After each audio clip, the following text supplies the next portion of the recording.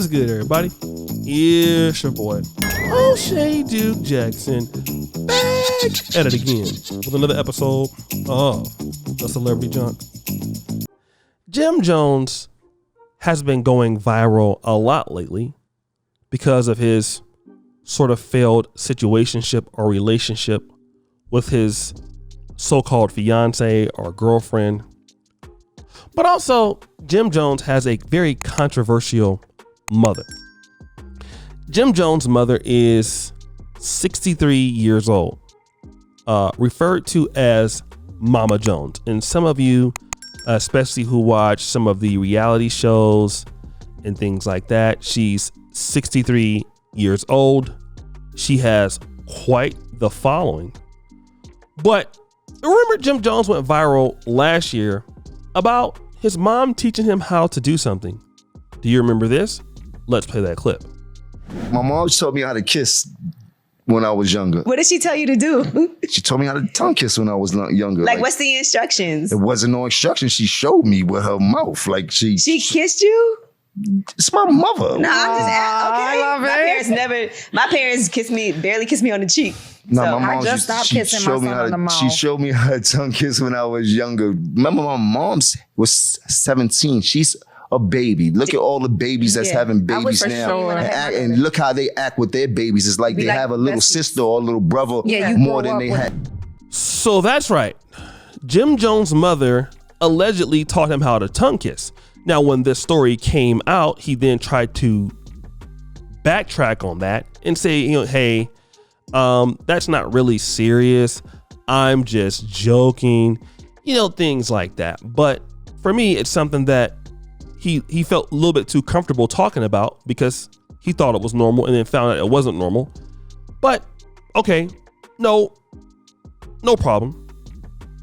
And then we have an admission of Jim Jones's situation now. His mother posted this particular video, or not video, but post, right? It says, "Beautiful awakening. Feels so good to wake up to something like this. I hope you guys can awake to something this beautiful." Now,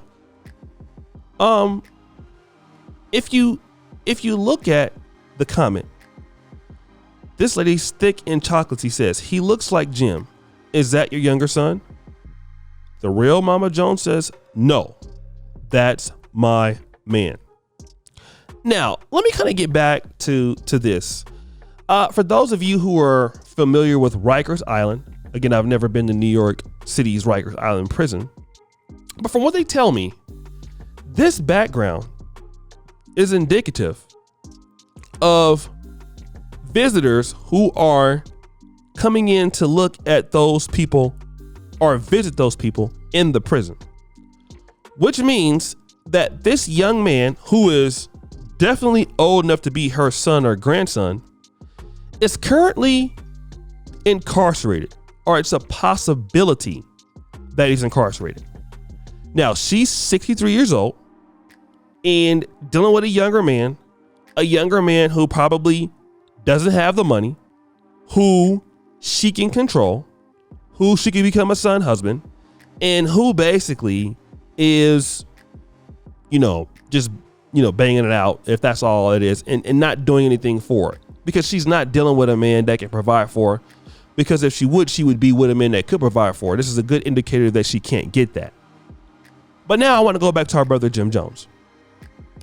How do you expect, being raised by somebody like her, that a guy like him isn't going to have the problems that typically young black men have? And this is no diss towards the brother. I like brother Jim Jones, right? But you see all this too often in the black community. You see women who are in their 50s and 60s trying to deal with these younger guys, and nobody talks about it, are just men who can't do anything. They can't provide, because all you're looking for them for is for basically a sexual experience in this age. Because what would typically somebody that's a woman that's 65 want a young man that's 25? Typically, we know what that's about. And And what that's about is you don't have anything to give me but the D. That's what we're talking about. That's what we're dealing with. And we don't want to deal with that. So let's just deal with it where it's at. All right. This woman has not changed her ways for forever. Okay. Her son grew up in that sort of environment. Most likely that environment was unstable. He was able enough, thank God, to, get himself together. And like I said, become a rap star and all that. But what did she do? Did she change? No. And when something goes wrong, and let's say the son goes to jail or gets killed or something like that. Oh, I did the best I could. You're going to hear that. I did the best I could. I love my son. I love my kids. And we big people up like this. We don't criticize them for their dating and mating choices.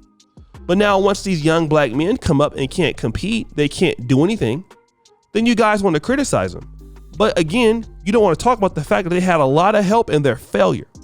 A lot of black men come up in situations like this, where the mother acts like this. There are different sorts of guys that come around the young men that influence them because the dad isn't there. Why? Because there was no dad supposed to be there in the first place. If you really want to be real, okay? Really was supposed to be real. No black man was supposed to come there in the first place. They knew it, right? They didn't care at all. They didn't care at all. So these guys end up in the wrong thing, okay? Because the stepdad or they end up abused, and then they come up and do this and y'all don't want to talk about this. Why don't you want to talk about it? That's my question. And everything gets blamed on these men. And when these men come out, they don't want to marry women. They're not ready to take care of business. They can't do anything in the economy. Then you get upset with these guys. My question is why? Why are you so upset with these guys when they can't do anything? Because they were never raised to do anything at all. They were always supposed to be losers. That's it. Okay? They were never supposed to be anything. They were raised to do just what they're doing, which is nothing. And then when you have to deal with that, then y'all are mad. Y'all are upset. Y'all are pissed off. And I'm trying to wonder why you so mad? Y'all don't want to deal with how it happened? You don't want to deal with the source? Why don't you want to deal with the source? Oh, because everything's supposed to be okay. And again, I'm not, saying that black men don't contribute to anything because everybody has a choice. But you mean to tell me that after 40, 50, 60, you're still dating the same kind of guys you're dating when you were in your 20s? You're still making the same mistake? But then y'all, a lot of ladies will be like, oh, girl, how Stella got her groove back. It's ridiculous. It doesn't make any sense. Then when you see people like this and you wonder why nobody wants to live next to people like this, she got lucky and got rich, or her son got rich, but nobody wants to live around those people. Nobody does. Nobody wants to live around them because we already know what's going to happen. Crime goes up in environments like that because then you have the guy coming out of prison, moving in the house with everybody, selling drugs out the house, taking advantage of everything. Who wants to deal with that? Who?